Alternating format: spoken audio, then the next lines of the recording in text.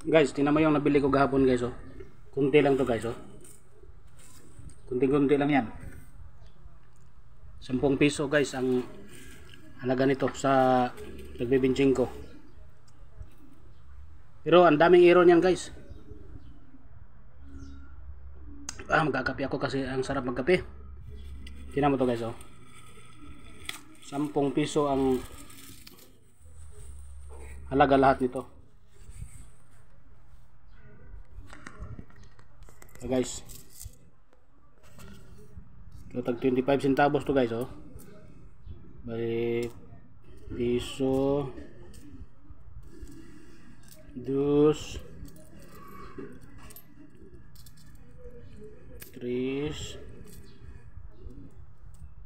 cuatro,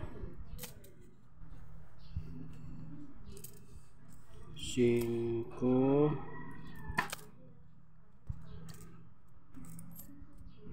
seis,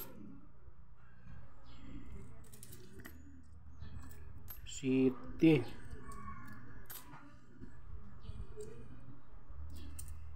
ocho,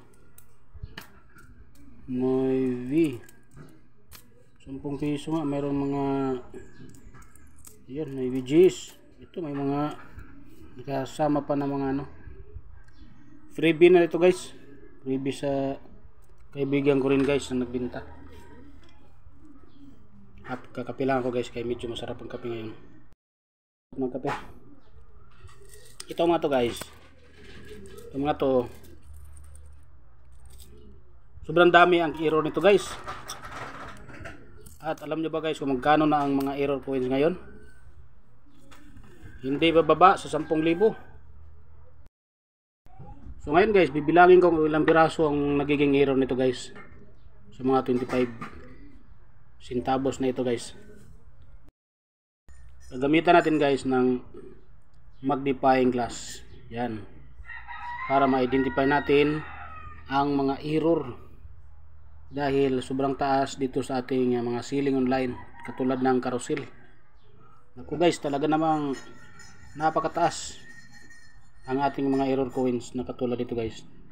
Ayan guys, hanapin natin ang mga nagiging error sa mga baryang ito guys para malaman natin at titingnan natin doon sa ating mga online selling ang ating mga nakita na mga error dito sa ating barya na